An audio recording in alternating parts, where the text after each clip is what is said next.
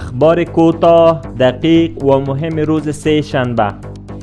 خلیفه سراج الدین حقانی سرپرست وزارت امور داخله در دیدار با تاجران، دکتران و اساتید پهنتون ولایت ارزگان از آنان خواست تا برای رفاه مردم تلاش‌هایشان را بیشتر کنند. آقای حقانی گفت امارت اسلامی با تمام توان تلاش می‌کند که برای تاجران، دکتران و اساتید پهنتون محیط مناسب و قابل اطمینان را فراهم کند. مولوی امیرخان متقی سرپرست وزارت امور خارجه در برنامه حسابدهی دولت به ملت میگوید همه کشورهای جهان اطمینان داده‌اند که از مخالفت‌های مصالحانه در افغانستان حمایت نمی‌کند. وی افزود پس از این افغان‌ها می‌توانند مشکلات خود را در داخل کشور حل کنند. مسئولین ستر محکمه در برنامه حسابدهی دولت به ملت گفتند حدود 160,000 وثایق مختلف را در یک سال گذشته اجرا نموده است. مسئولین افزوده است در یک سال گذشته در بخش میراث و ملکیت زنان نزدیک به 3000 دوسیه حل شده است.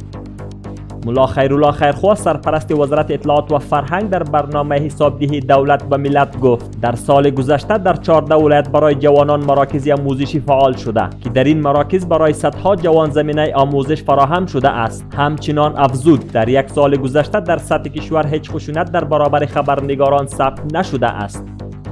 مسئولین وزارت اطلاعات و فرهنگ در برنامه حسابدهی دولت به ملت گفتند در سال گذشته بیشتر از 224 میلیون و 608 هزار افغانی عواید جمع‌آوری نموده است.